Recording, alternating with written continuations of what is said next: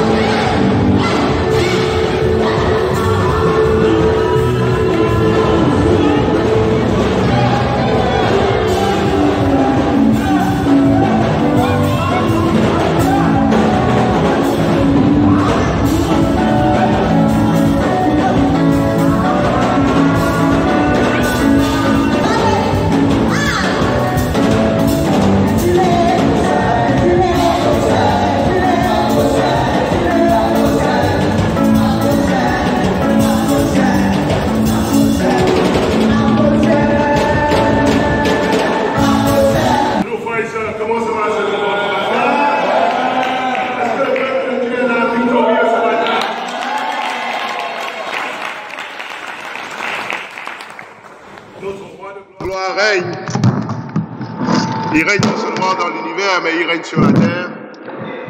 Et vraiment, c'est avec beaucoup de joie que je retrouve l'église ce matin. Et pendant qu'on esquissait des pas de danse pour célébrer notre Dieu, ma femme et moi, on s'est regardés, on a dit, ça, c'est le royaume de Dieu. Amen, frères et sœurs. Le peuple de Dieu crie toujours avec des cris de joie. Malgré tout ce qui se passe, le Seigneur est parfaitement en contrôle. Amen. On s'applaudit pour la foi qu'on a eue ce matin.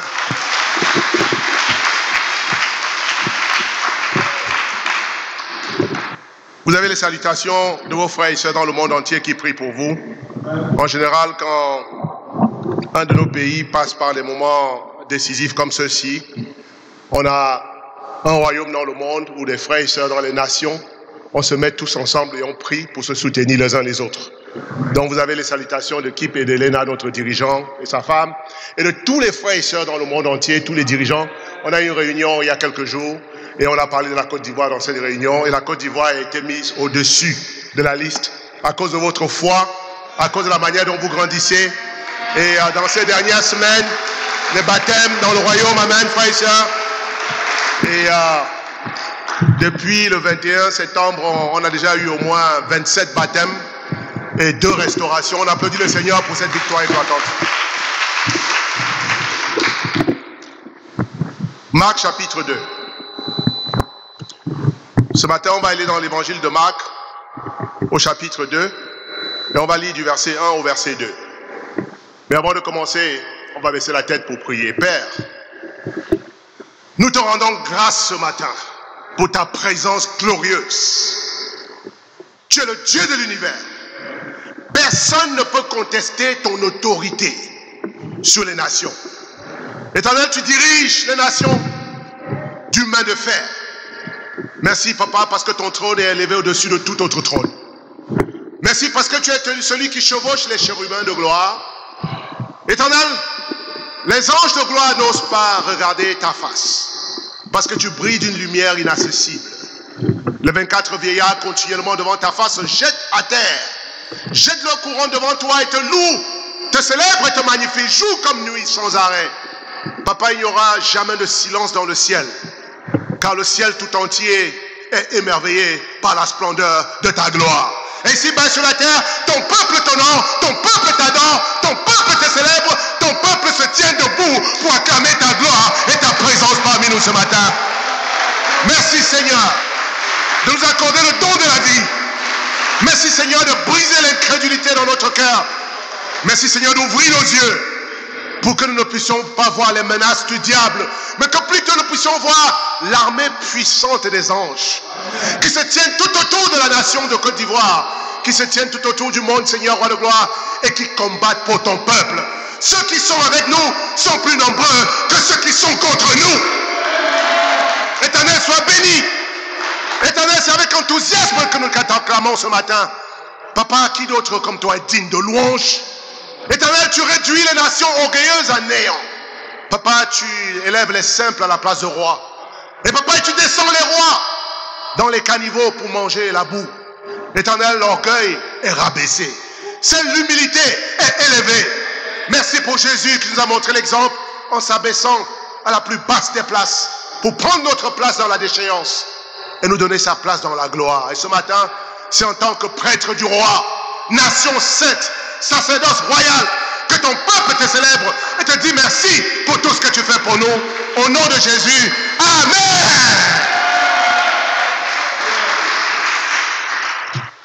Là, je suis chaud là ce matin. J'ai chaud et je suis chaud. Waouh, j'espère que vous êtes chaud aussi. Allons-y dans Marc chapitre 2 et on va apprendre 3 choses capitales ce matin pour continuer d'avancer le royaume de Dieu. Amen. Quelques jours plus tard, Jésus se rendit de nouveau à Capernaum. On a appris qu'il était à la maison, souligné à la maison. À la maison de qui? Une foule s'y rassembla, si nombreuse qu'il ne restait plus de place, pas même devant la porte. Et Jésus leur annonçait la bonne nouvelle. Frères et sœurs, on voit Jésus ici, 2 chapitres après le commencement de son ministère. La Bible nous dit qu'il se rend à nouveau. Ça veut dire qu'il a déjà été dans cette ville une fois. Quand on dit à nouveau, ça veut dire que tu es déjà allé là-bas une fois. Et on a appris qu'il était dans la maison. Alors la question ici, c'est il était dans la maison de qui? Est-ce que Jésus possédait une maison? Frères et sœurs, nous savons que le Fils de l'homme, quand on lit très bien les évangiles, Jésus, le Fils de Dieu, n'avait pas de maison, ni propriétaire, ni locataire. Dans Luc 9, versets 57 à 58, la Bible dit que pendant qu'il était en chemin, un homme lui dit, « Seigneur, je te suivrai partout où tu iras. » Jésus lui répondit, « Les renards ont des tanières et les oiseaux du ciel ont des nids. Mais le Fils de l'homme n'a pas un lieu où il puisse reposer sa tête. » Alors il ne possédait rien, mais il était à la maison. À la maison de qui? À Capernaum. Nous allons le découvrir quand on retourne au chapitre 1, au début de son ministère.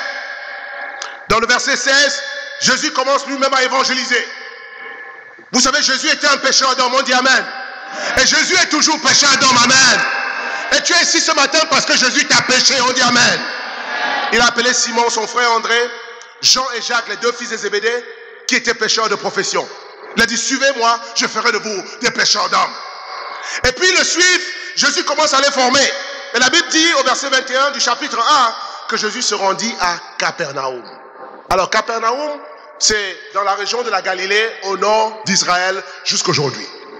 Et la Galilée était considérée comme une région impie, parce qu'il y avait un mélange de populations qui venaient de la Syrie, du Liban, et qui se mêlaient aux Juifs au nord.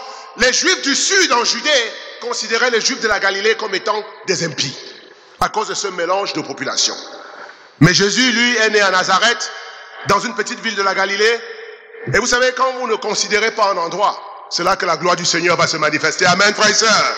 Et quand les gens ne vous considèrent pas, c'est avec vous que le Seigneur va faire quelque chose de glorieux. On dit Amen. Il se rendit à Capernaum. Et là, la Bible nous dit au verset 21 que Capernaum, c'est la ville où résident Pierre et son frère André.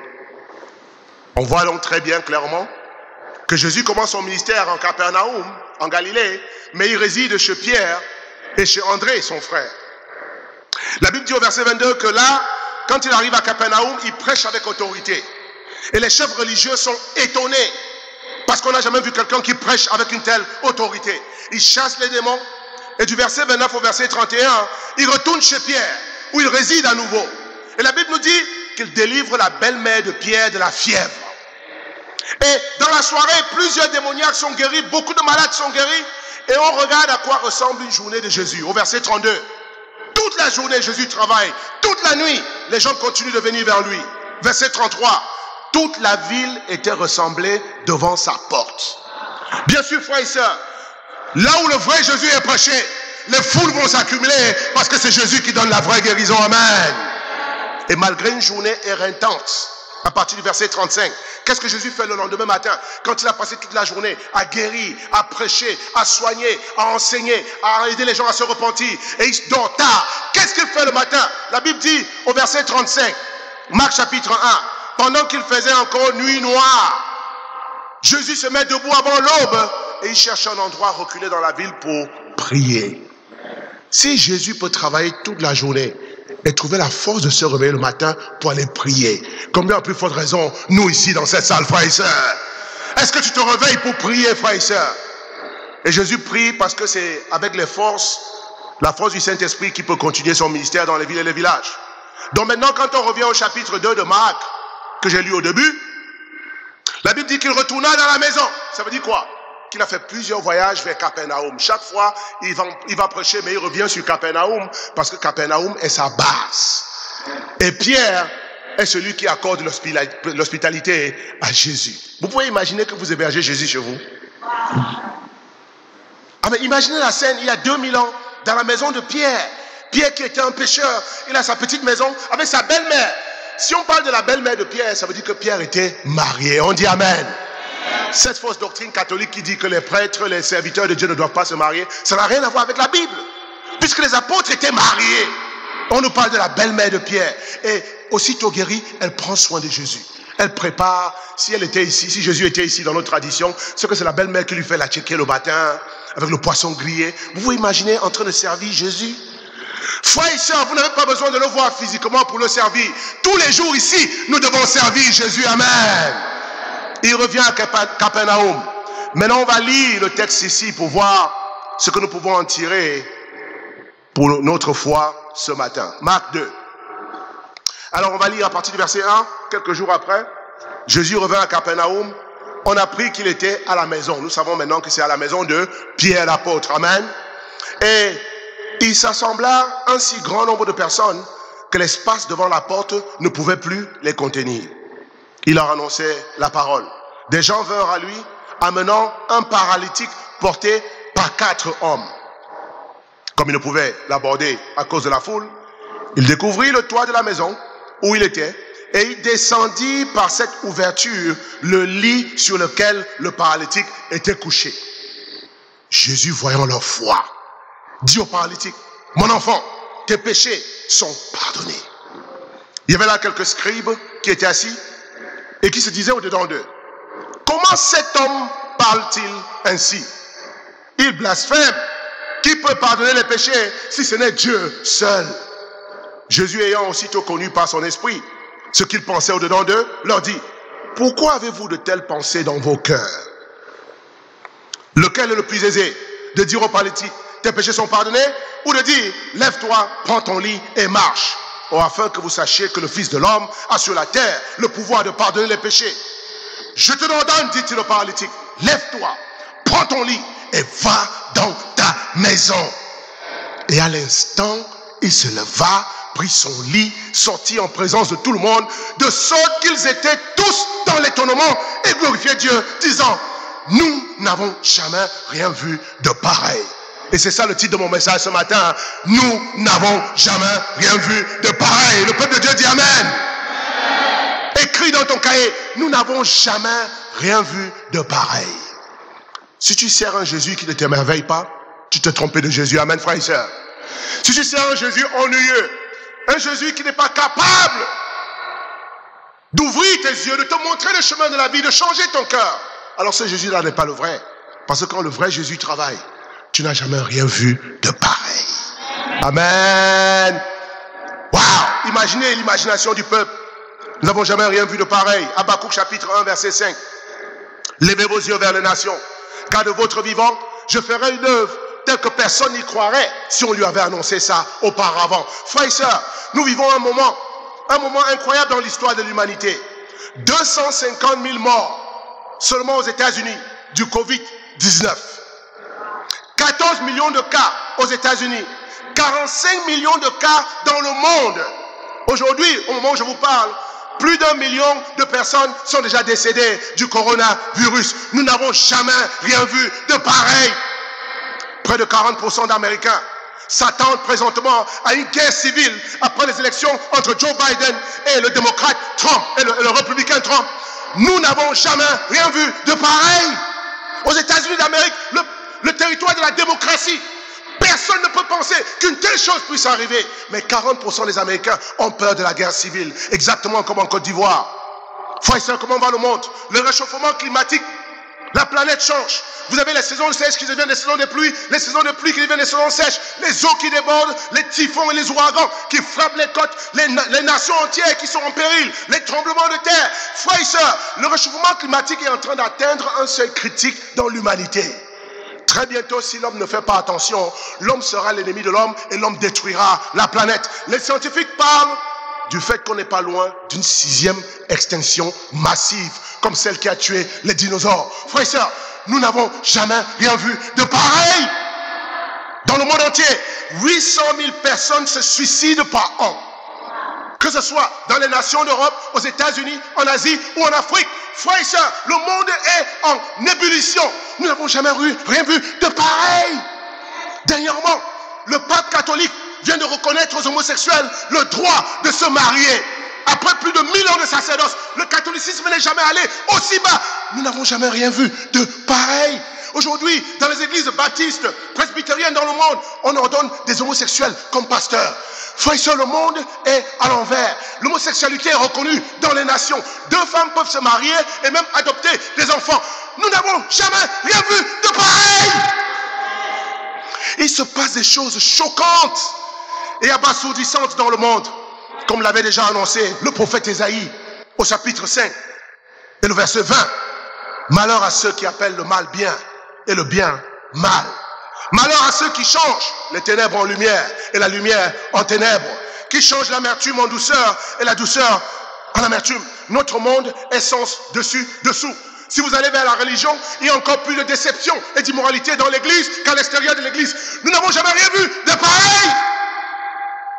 Mais, dans tout ce chaos, dans tout ce tumulte, où on perd des repères, où tout le monde a peur de la vie, de perdre sa vie, où l'assurance santé ne te garantit plus la santé, où la nourriture ne te garantit plus l'appétit. Dans ce moment, on ne sait plus si les jeunes qui doivent mourir avant les vieux. Frères et sœurs, tout est mélangé. Mais, Éphésiens 1, verset 22, notre roi règne. Qu'est-ce que Jésus dit? Éphésiens 1, verset 22, Dieu a tout mis sous ses pieds. Et il a donné pour chef suprême à l'Église, qui est son corps, la plénitude de celui qui remplit tout en tout. Jésus est parfaitement en contrôle, malgré le tumulte des nations, malgré nos valeurs morales qui s'écroulent. Jésus règne. Et Dieu n'est jamais surpris par ce qui arrive. Il est toujours l'ordonnateur de toutes choses. Dieu, en toutes choses, travaille pour le bien de ceux qui l'aiment. On dit Amen. Frère, ça, il a tout mis sur ses pieds, y compris le coronavirus, y compris ta maladie. Ta maladie est sous les pieds de Jésus, tu dis Amen. Ton problème, tes défis financiers, ton emploi ou ton manque d'emploi, ton mariage ou ton manque de mariage, la vie de tes enfants, tout est mis sous ses pieds. Est-ce que tu crois à ça ce matin? Applaudis le Seigneur si tu crois à ça, frère et sœur. Car la Bible dit clairement, dans Romains 8 au verset 28, nous savons du reste, nous savons. Nous ici c'est qui? Nous c'est les disciples de Jésus qui croient que Dieu règne malgré les circonstances de la vie. Nous savons que le Seigneur travaille en tout pour le bien de ceux qui l'aiment. Est-ce que vous savez que beaucoup de gens ne lisent pas très bien ce passage? La Bible n'a pas dit que Dieu travaille en tout pour le bien de ceux que Dieu aime. Non, c'est pas ça la vérité. La Bible dit Dieu travaille en tout pour le bien de ceux qui l'aiment. Parce que vous savez, Dieu aime tout le monde. Mais la question, ce n'est pas est-ce que Dieu aime tout le monde? La question, c'est est-ce que toi, tu aimes Dieu? Amen, frères et sœurs. Parce que pour ceux qui aiment Dieu, il n'y a jamais de catastrophe. Pour ceux qui aiment Dieu, il n'y a que des défis à surmonter. Pour ceux qui aiment Dieu, il n'y a pas de mort dans les déserts. Pour ceux qui aiment Dieu, il n'y a qu'un trajet à parcourir pour arriver à la terre promise. Parce que Dieu peut tout, il sait tout, il fait tout, il est puissant, rien ne peut l'empêcher. Il a prononcé l'univers à l'existence. Il peut certainement soutenir ta vie. Est-ce que le peuple de Dieu peut se lever ce matin et acclamer son Dieu victorieux? Come on!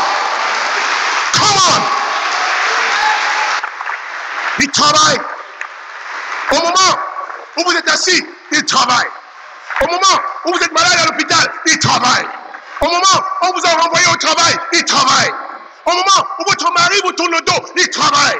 Au moment où la Côte d'Ivoire est en crise, il travaille. Dieu connaît tout. Rien ne peut l'empêcher d'accomplir ses desseins.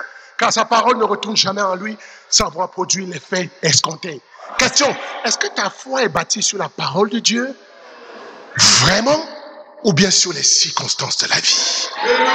C'est ça la différence entre ceux qui croient et ceux qui ne croient pas. Quand je pense que ce matin, certains sont restés à la maison. Mais parce que la peur, certains sont dirigés par la peur, au lieu d'être dirigés par la parole. Dis-moi ce matin, qu'est-ce qui te dirige? Les promesses de Dieu ou bien la peur des circonstances? Frère et sœurs, sans la foi, il est impossible de plaire à Dieu. Dieu règne, la preuve, au cours d'une année 2020, que nous avons tous baptisé en prière, l'année de la vision, l'année des rêves. Il faut voir comment on a commencé l'année 2020. Partout dans le monde, chacun allait devant Dieu. Dans notre nuit du 31 au 1er, on a prié. On a dit, Seigneur, voici mes rêves, voici mes aspirations, voici les choses que nous allons faire. Mais les voix du Seigneur ne sont pas nos voix. 2020, que tout le monde croyait glorieux, majestueux, selon nos plans, a été transformé par Dieu en l'une des années les plus éprouvantes de l'histoire de l'humanité. On dit Amen. Mais déjà, rien n'arrête le royaume de Dieu malgré le Covid-19. Déjà plus de 2000 personnes baptisées dans le royaume de Dieu, dans les églises chrétiennes internationales, dans le monde entier. On applaudit le Seigneur pour ça. 2000 baptêmes dans le monde. 300 restaurations. Des frères et sœurs qui sont tombés dans la foi, qui reviennent à Dieu avec un cœur renouvelé. 300 restaurations spirituelles depuis que nous sommes en confinement. Frères et sœurs, cette année, aux États-Unis, commencer de nouvelles églises dans le monde et entretenir nos églises que nous commençons partout dans le tiers-monde. Le but, c'était de récolter 3 millions de dollars. 3 millions de dollars, alors que plus de 40 millions de personnes ont perdu leur travail aux États-Unis, y inclut les disciples que ma femme et moi, nous avons formés. Comment peut-on demander 3 millions de dollars quand l'économie s'écroule? Parce que, frères et sœurs, les règles de l'économie de Dieu ne sont pas les règles de l'économie des hommes. On dit Amen. Là où il fait le plus noir, c'est là que la lumière de Dieu va briller le plus fort. Amen. Et au lieu de 3 millions de dollars, les disciples, malgré le Covid-19, malgré la perte d'emploi, ont donné 4 millions de dollars à l'Éternel. On peut célébrer le nom de notre Dieu ce matin. Frères et sœurs, dans une année 2020, qui semble être une année impossible, certains ont mis leur vie aux arrêts. Certains ont mis leurs rêves aux arrêts. Ils ont dit, on va voir ce que 2020 va donner et on va recommencer nos rêves en 2021. Tu es fou, tu es insensé.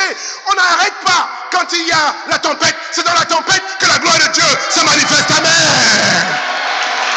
Où est-ce que tu vas voir ton Jésus si ce n'est pas dans la tempête? C'est à cause de la tempête que Pierre a marché sur l'eau. C'est à cause de la tempête qu'ils ont vu le miracle du Fils de l'homme. Toi, tu fuis les tempêtes de ta vie parce que tu penses que c'est dans le calme que Dieu se révélera. Prie pour que ta vie soit en ébullition. Déteste les périodes de calme.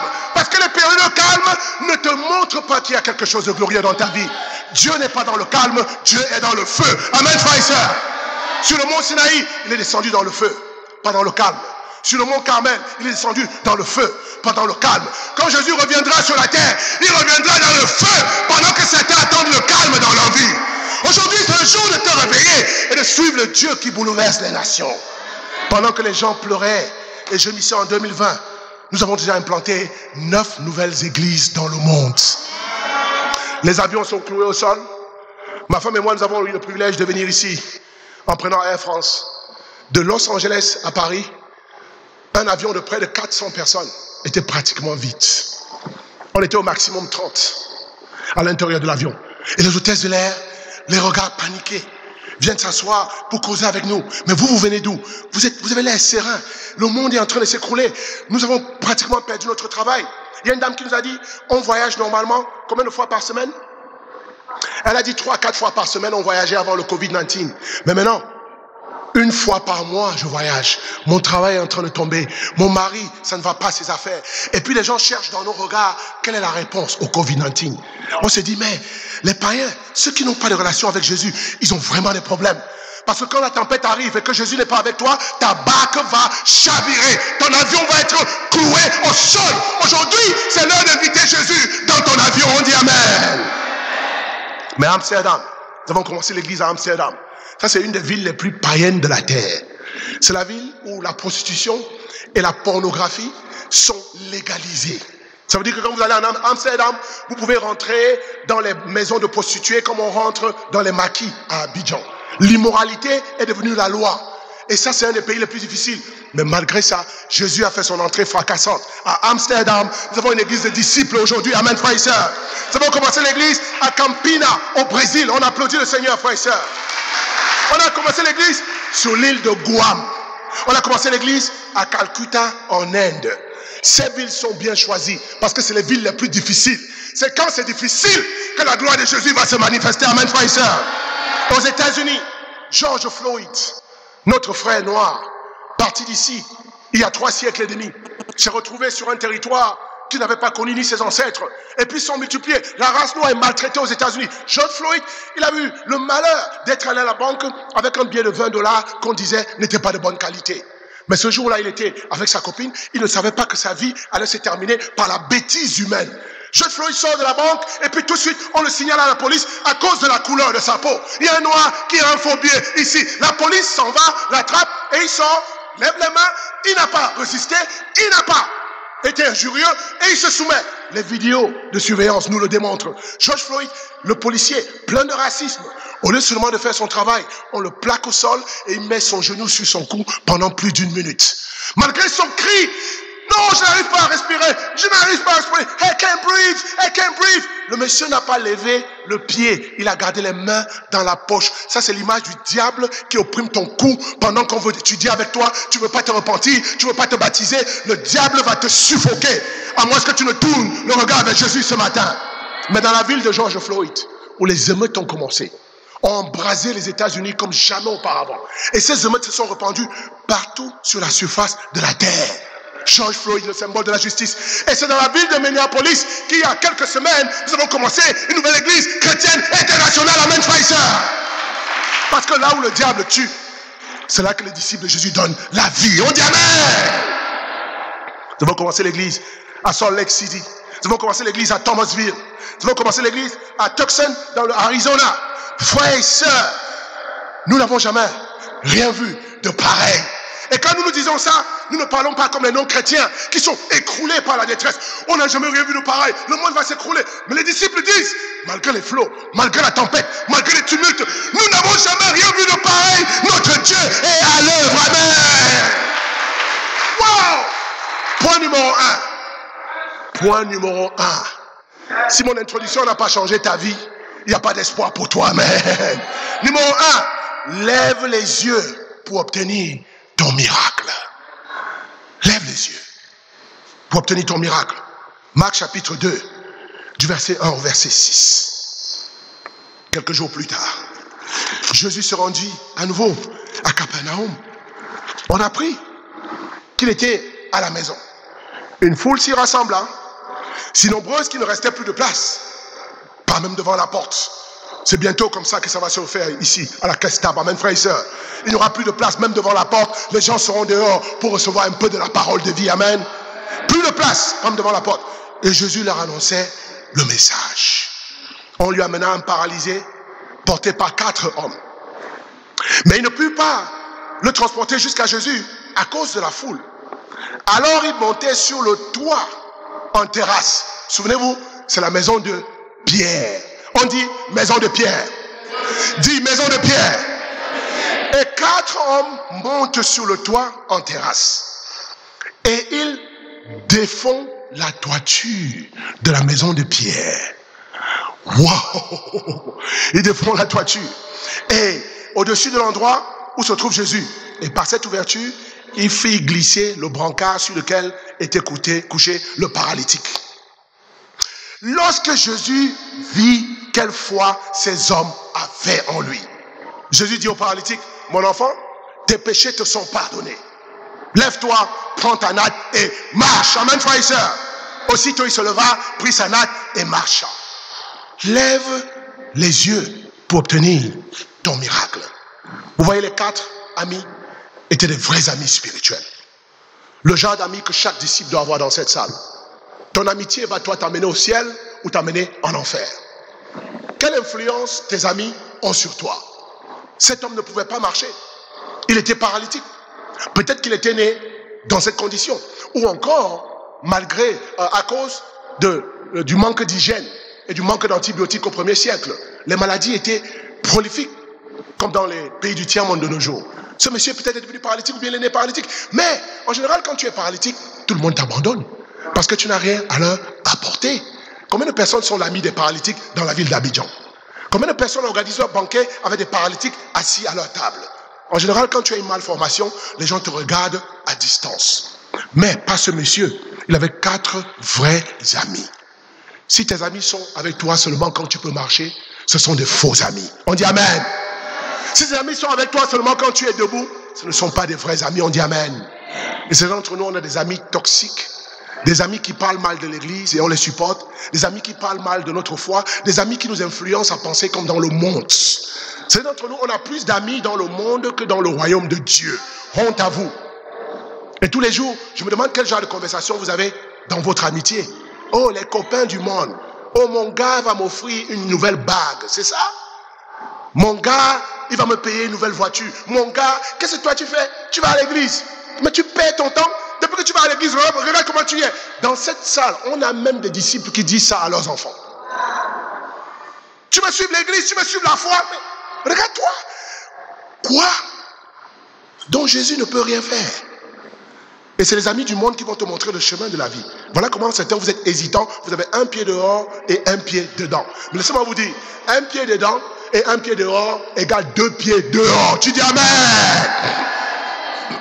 Être religieux, venir à l'église ne va pas t'envoyer au ciel. Tu ne vas pas voir ton miracle simplement parce que tu viens chanter. Ah, Jéricho, ah, Jéricho, ah, à tous les cultes, Jéricho, un homme s'est mis à prier. Ah, Jéricho, prends pitié de moi, Seigneur. Et puis tu rentres à la maison, tu dis non, j'ai eu la foi. Jésus dit, quelle foi? Même les païens dansent à leur fête. On peut danser sans avoir la foi. On peut danser dimanche et tomber dans l'immoralité sexuelle le dimanche soir. On dit Amen. Nos églises sont remplies de gens immoraux qui chantent bien à Jéricho. Il ne s'agit pas de chanter, il s'agit d'obéir à la parole que tu chantes. Et vous voyez, ils ont fait fi de la foule. Les paralytiques, et les amis, les 4 amis, ils prennent leur ami. Ils disent, on a entendu dire que Jésus est dans la ville. Toi, je ne sais pas comment il s'appelait ce monsieur. On verra son nom au ciel pour ceux qui seront sauvés. Vous allez le rencontrer. Parce qu'il est sauvé maintenant. Il est votre frère en Christ. Ils arrivent chez Pierre. Mais la foule est immense. Comment faire? Et même les bien portants n'arrivent pas à voir Jésus. Combien a plus forte raison? Amener un paralytique couché sur un brancard chez Jésus. Beaucoup d'entre nous, on allait regarder notre ami, on allait dire, désolé Jean-Pierre, ce n'est pas faute d'avoir essayé, hein, mais à cause de la foule, on rentre à la maison. Amen, frères et sœurs. Combien de personnes sont déjà rentrées à la maison dans leur foi à cause des élections en Côte d'Ivoire? Combien sont déjà rentrés dans leur coquille à cause de ce qu'ils voient dans leur tête, les traumatismes passés? Frères et sœurs, les 4 amis, ils étaient fidèles. Et quand il y avait des obstacles, ils ont cherché les solutions. Et après, quand ils se sont rendus compte que la solution ne pouvait pas se trouver dans la foule, ni vers les gens, qu'est-ce qu'ils ont fait? Ils ont levé les yeux. Ils ont levé les yeux vers le toit. Ils ont dit, on va imaginer quelque chose que personne n'a jamais fait. On va sortir de la boîte. On va faire quelque chose qu'on n'a jamais entendu parler. Parce qu'on ne peut pas ramener notre ami à la maison sans sa guérison. Aujourd'hui, c'est son jour. Amen, frères et sœurs. Avant qu'on se rende compte, voilà les 4 hommes qui montent sur le toit. Comment ils ont fait pour escalader le toit avec un paralytique? Waouh, imaginez, ils transpirent, ils ont la foi, on le porte, et puis on le soulève, on dit tiens-le là-bas, un peu comme des maçons, envoie-le ici. Et les gens qui sont en train de suivre le message en bas disent, c'est quoi ça cette histoire? On n'a jamais rien vu de pareil. Quelqu'un qui a une foi, qui le fait monter sur un toit, et sur le toit, Jésus est dans la maison comme moi maintenant, il est en train de prêcher, et tout d'un coup on entend, sur le toit, tout le monde dit, tremblement de terre, non, qu'est-ce qui se passe? Pierre dit, Seigneur, attends, je vais voir. Qu'est-ce qui se passe? Et puis, avant qu'il se rende compte, la poussière tombe du toit et les tuiles sont arrachées. Pierre dit, Seigneur, ils sont en train de détruire ma maison. Jésus dit, je suis en contrôle, je sais ce qui se passe. Tout le monde regarde, lève les yeux. Et puis, ils font un trou Et puis on voit un homme qui descend sur un brancard avec une corde. Tout le monde fait. On n'a jamais rien vu de pareil. Et le paralytique atterrit devant Jésus. Boum! Pierre regarde Jésus dit. Il s'attend à ce que Jésus reprenne ces gens sévèrement. Jésus dit, waouh! Entre-temps, les 4 sont cachés en haut sur le toit. Dis, mes 4 amis, venez ici. On n'a jamais vu une telle foi en Israël. On n'a jamais rien vu de pareil. Amen, frères et sœurs. Et à cause de la foi de ces 4 amis, le paralytique était guéri. Amen. Frères et sœurs, la foule pouvait être un obstacle terrible. Et la foule ici peut représenter la pression de l'opinion populaire que nous les disciples, nous rencontrons. Nos familles qui s'opposent à notre engagement. Nos mamans et nos papas qui ne veulent pas qu'on rentre dans le ministère à temps plein. La foule ici peut être ceux qui ne sont pas contents que tu sois zélé pour Jésus. La foule, c'est le regard des autres qui t'empêche de prendre position pour Jésus. Ton ancienne église où tu es parti 20 ans, mais tu étais toujours dans le tombeau, plein d'immoralité sexuelle. Ta vie n'avait pas changé. Maintenant que tu as entendu l'évangile et que tu es prêt à rentrer dans le royaume de Dieu, ton pasteur se lève, la foule se lève. La pression qui te fait peur est celle qui va te garder paralysé. Amen, frères et sœurs. Certains d'entre nous, nous recherchons tellement l'approbation des hommes que nous sommes OK d'avoir Dieu contre nous, à condition que les hommes soient pour nous. Certains, nous cherchons l'approbation des hommes à tel point que la colère de Dieu ne nous dit rien. À condition que mon père et ma mère soient d'accord avec moi, mes frères et sœurs au travail, mon patron, personne n'est fâché avec moi, tout le monde m'aime, sauf Jésus. Mais je peux vivre avec ça. Comment peux-tu vivre avec ça? Tout le monde avec toi, mais Jésus contre toi. Tu es censé, réveille-toi. La majorité est chez Jésus. La majorité n'est pas chez les ennemis de Christ. Amen, frères et sœurs. Si l'opinion de Jésus et de la Bible était plus importante pour toi, frères et sœurs, aujourd'hui tu serais persécuté. Si l'opinion de Jésus était plus importante pour toi, tu ne serais plus là où tu es aujourd'hui. Tu es là où tu es aujourd'hui parce que l'opinion de Jésus n'est pas aussi importante que tu le penses. Amen, frères et sœurs.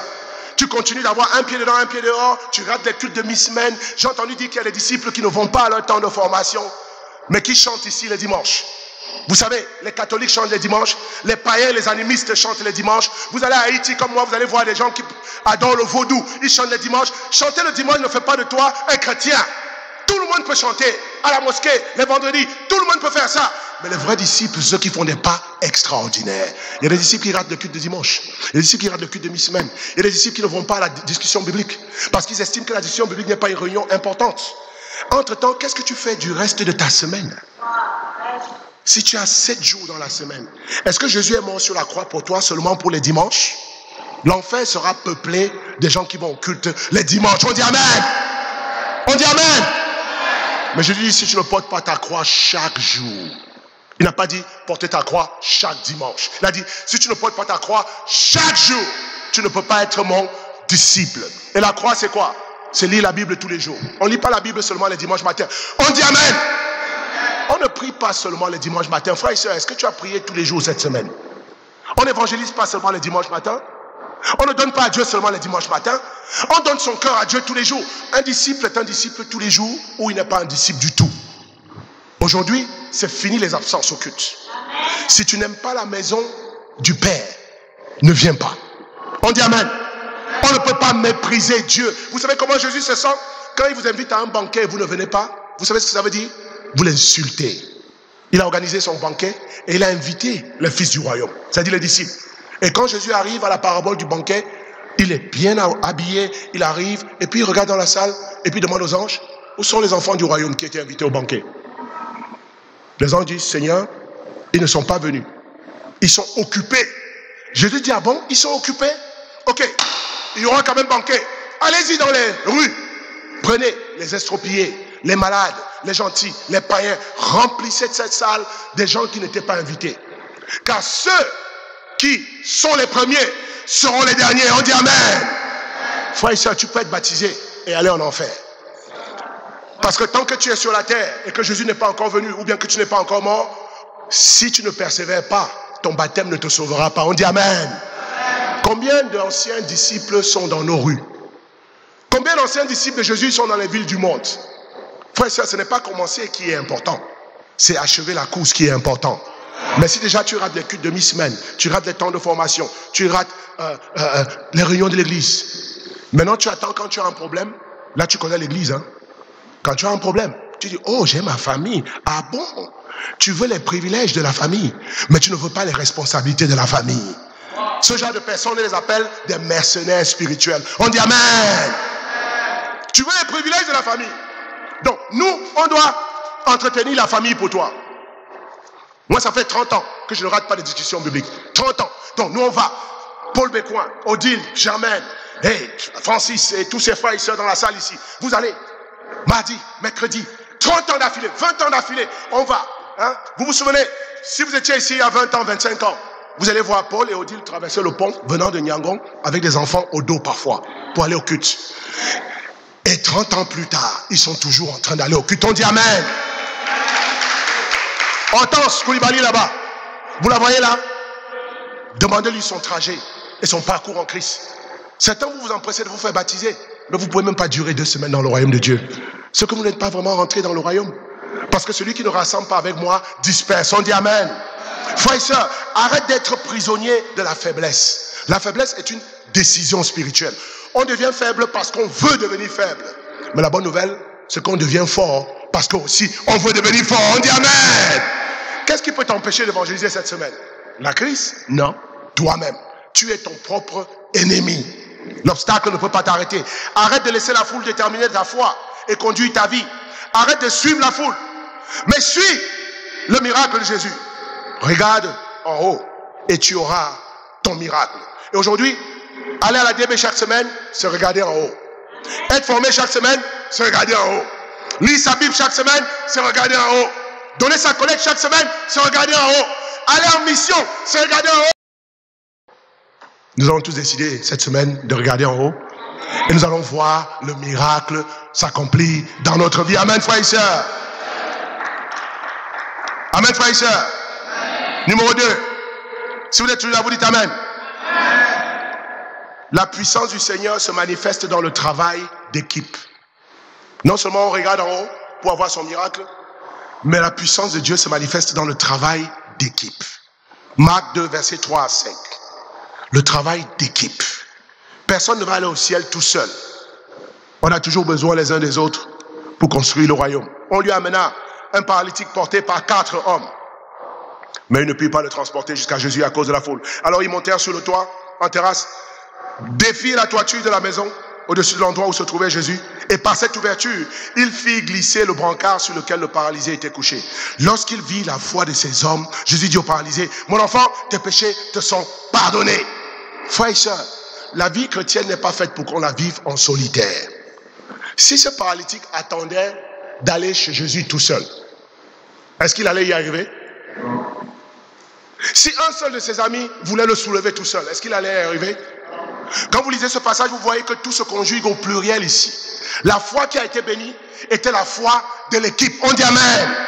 La Bible dit, regardez au verset 4, on lui porta un paralytique porté par 4 hommes, pas un seul homme. Verset 4, il ne put le transporter au pluriel. Alors ils montèrent sur le toit ensemble. On peut monter sur le toit ensemble quand on n'arrive pas à monter sur le toit seul. On dit amen. Ils défient la toiture ensemble. On peut défaire cette toiture si on se décide aujourd'hui. Les 200 personnes assises ici, si on monte ici, on va défaire cette toiture en 2 heures. On dit amen. Et il fit glisser le brancard. Vous voyez, c'est le travail d'équipe que Jésus bénit. Matthieu 18, verset 20. Là où 2 ou 3 sont assemblés en mon nom, je suis au milieu d'eux. Jésus bénit le travail d'équipe. On dit amen. Une autre promesse, Matthieu 18, verset 19. Qu'est-ce que la Bible dit ici? Je vous dis encore que si 2 d'entre vous s'accordent sur la terre, 2 au moins, s'accordent sur la terre pour demander quelque chose, elle leur sera accordée par mon Père qui est dans les cieux. Frères et sœurs, le travail d'équipe, c'était d'entre nous. On est dans le royaume, entouré de frères et sœurs, mais on est toujours seul. Tu caches tes péchés, tu caches ta vie. On te voit physiquement, mais on ne te connaît pas spirituellement. Parce que tel que tu vis ta vie en dehors de cette salle, la plupart d'entre nous, on ne sait pas. On ne sait pas avec qui tu marches, on ne sait pas avec qui tu manges, on ne sait pas qu'est-ce que tu fais. Et on est tellement cachotier qu'on souffre en silence. La semaine dernière, je parlais avec un frère qui d'ailleurs est de retour dans la salle, il est ici dans la salle, un frère formidable qui va te restaurer et il va faire des grandes choses pour Dieu. Et puis il parlait de sa misère spirituelle, il est tombé dans la foi. Et quand il m'a expliqué tous ses problèmes, je lui ai demandé, posez une seule question. Pourquoi tu t'es retrouvé dans cette situation? Il m'a dit, à cause de mon indépendance spirituelle. Mon désir de tout faire moi-même. Et quand j'ai des problèmes, je vais affronter ça moi-même. Parce que je n'aime pas tendre la main.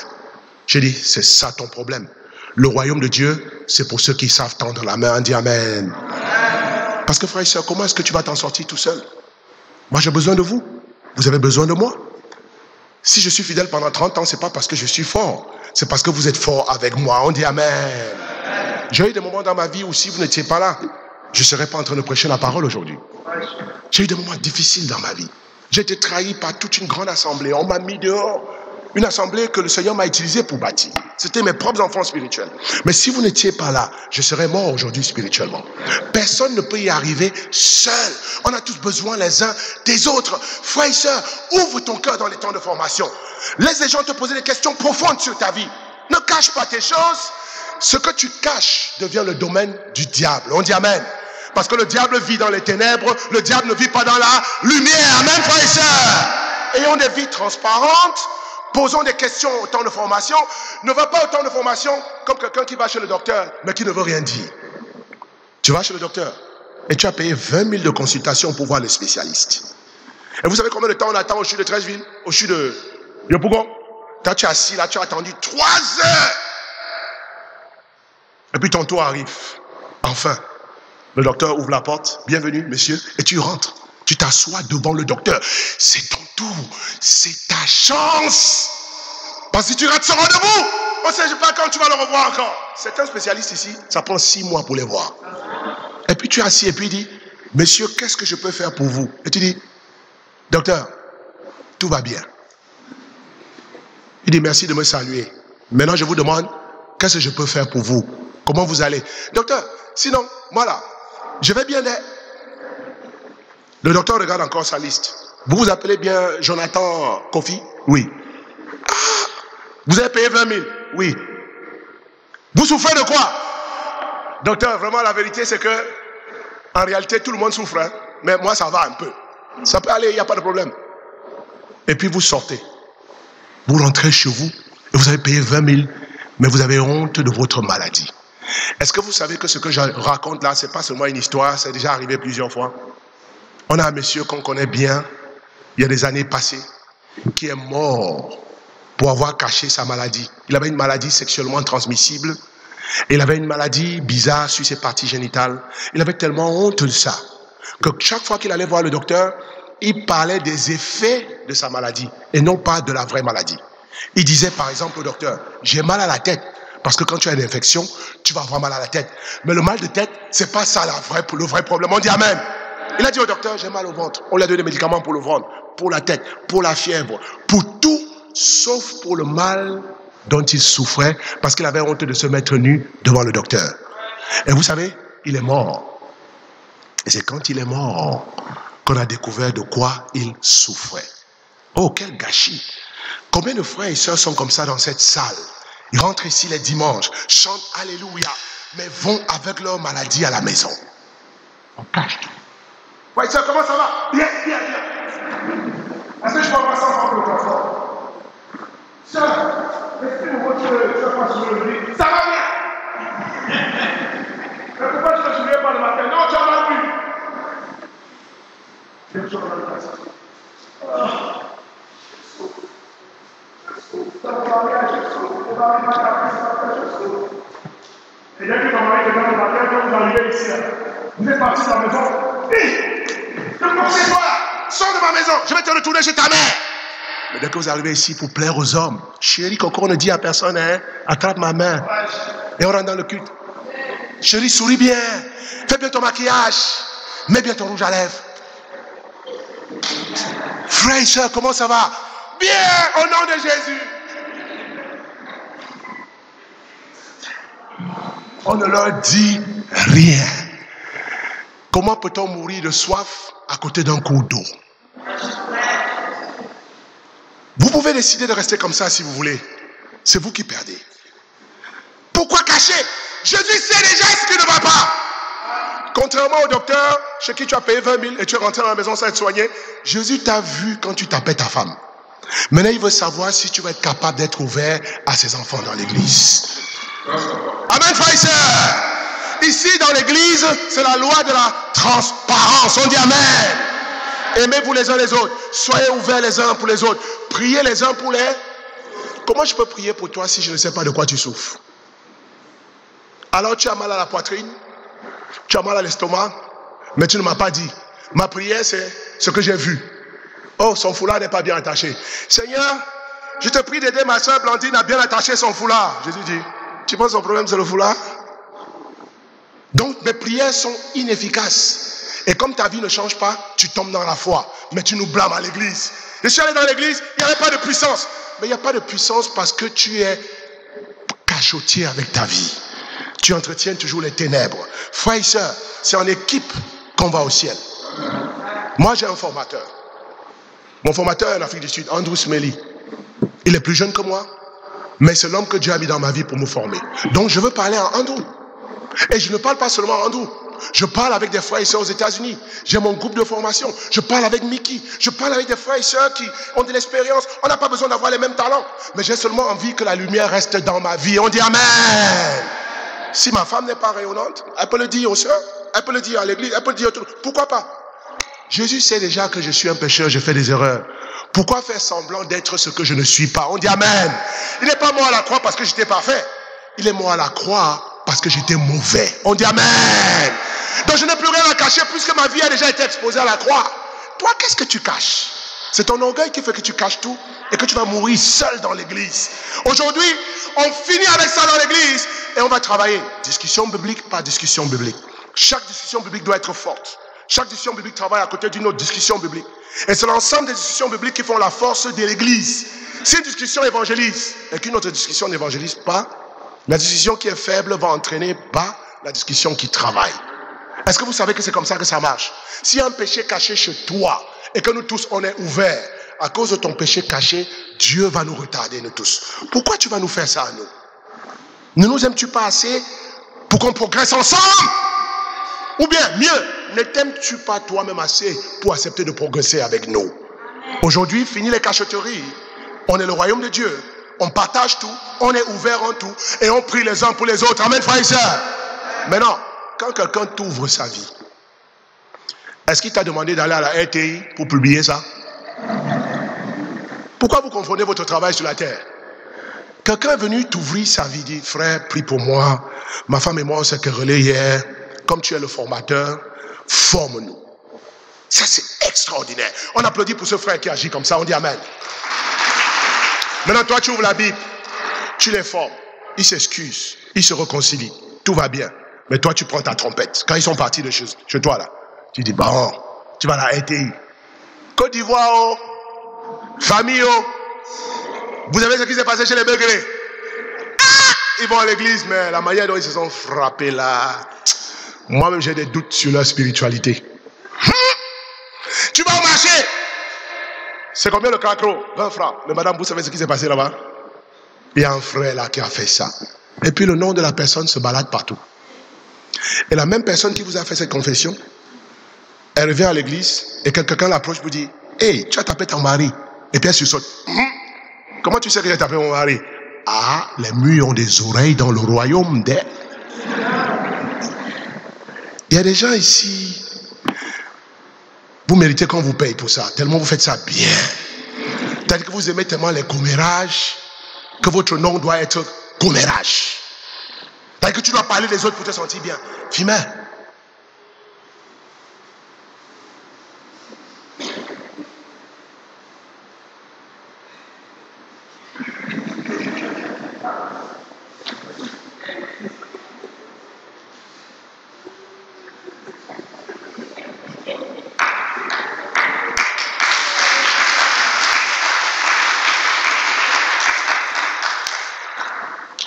Qu'est-ce que vous êtes dit derrière le panneau là?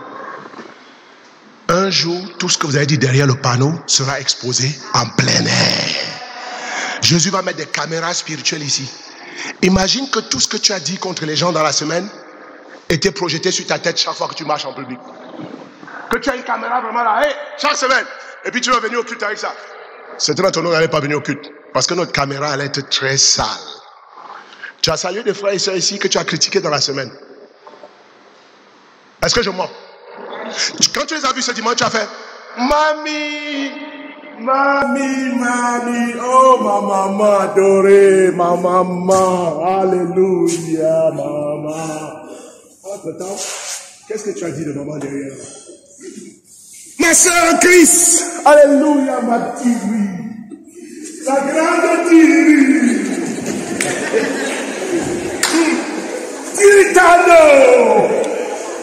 Diritano, comment vas-tu, mon Diri, que le Seigneur te bénisse. En ce temps, tu l'as maudit derrière le panneau. Comment la même bouche qui maudit peut-elle bénir? Comment peut-on être dans les ténèbres et dans la lumière? À partir d'aujourd'hui, on crucifie le commérage dans l'église. On a un peuple qui se dit la vérité avec amour. Et on a un peuple qui pardonne, même quand on s'est offensé. Et Dieu bénit le travail d'équipe. On dit Amen. Amen.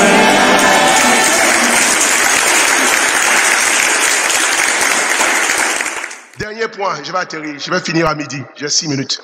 La puissance du Seigneur, on a vu, se manifeste dans le travail d'équipe. Et tu dois regarder en haut pour avoir ton miracle. Et pour finir, frères et sœurs, qu'est-ce que nous pouvons apprendre de ces 4 paralytiques, de ce paralytique et ses 4 amis? Numéro 3, pour finir, défais ta toiture. Amen. Défais ta toiture. Marc 2, versets 3 à 4. Et on va finir avec ce point. On lui amena un paralytique, porté par 4 hommes. Mais ils ne purent pas le transporter jusqu'à Jésus à cause de la foule.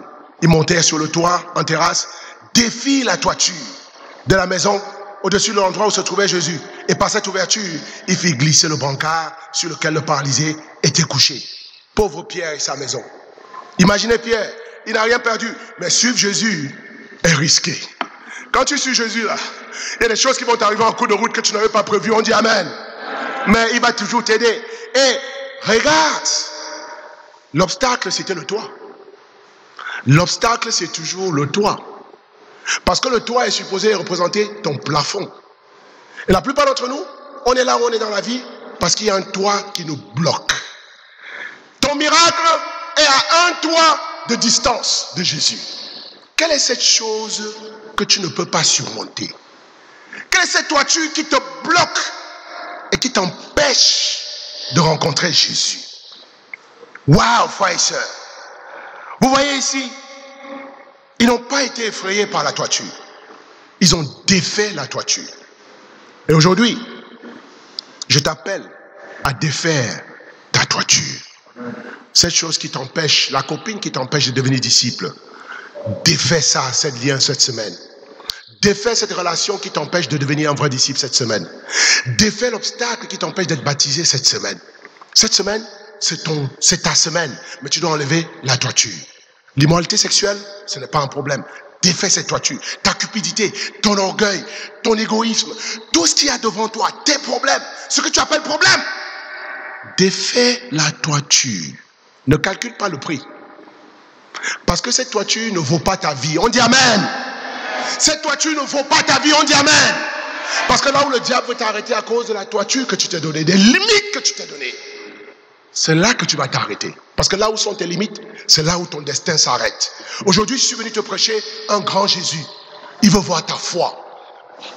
Comme on dit en anglais, the sky is your limit. Ça veut dire, le ciel est ta limite, pas ta toiture. Vous allez loin. Et frères et sœurs, en 2021, vous pensez que 2020 sera comme 2021? Que 2021 sera comme 2020? Vous n'avez pas compris Jésus. Quand il a éprouvé en 2020, c'est pour voir quels sont ses vrais disciples. On dit Amen. Et en 2021, il va promouvoir son royaume. On dit Amen. Tu as quelques mois de ton miracle, frère et sœur, mais laisse-le toi tomber. Et vous savez, en 2021, nous allons commencer l'église à Yaoundé au Cameroun. Amen. Et les gens diront, on n'a jamais rien vu de pareil. Quand Amadou et Angèle prendront une équipe de disciples et descendront au Cameroun, le Cameroun va dire, on n'a jamais rien vu de pareil. Frère, ici en 2021, on va commencer l'église à Brazzaville au Congo. Et les gens diront, on n'a jamais rien vu de pareil. On dit amen. En 2021, on a 12 autres églises, 13 autres églises, pardon, à commencer, en dehors de Yaoundé et de Brazzaville. On a déjà des plans pour l'Écosse. On va commencer l'église à Édimbourg, en Écosse. Et chaque fois que je dis un nom, vous dites, on n'a jamais rien vu de pareil. On dit amen. Édimbourg, Écosse. Lisbonne au Portugal en 2021. On va commencer l'église à Colombo au Sri Lanka en 2021. On va commencer l'église à Brisbane en Australie en 2021. À l'année prochaine, en 2021, on va aller à Bahreïn au Moyen-Orient prêcher Jésus. On va commencer l'église à Santa Cruz en Bolivie. Même en Russie, à Saint-Pétersbourg, l'année prochaine, on va commencer l'église des disciples. Et à Baguio, aux Philippines, l'année prochaine, on va commencer l'église. À Philadelphie, en Pennsylvanie, aux États-Unis, malgré la bataille entre Biden et Trump, on va commencer l'église. On va commencer l'église à Boise, à Idaho. Vous n'avez jamais entendu ce nom. On va commencer l'église à Providence, aux États-Unis. On va commencer l'église à Détroit, dans le Michigan. On va commencer l'église à Tuscaloosa, Alabama. Et on va commencer l'église à Saint-Louis, dans le Missouri. À Dieu soit rendu toute la gloire. Amen. Le ciel est avec moi ce matin. Amen. Dieu travaille le pouvoir. Amen. Et principalement dans le groupe de famille.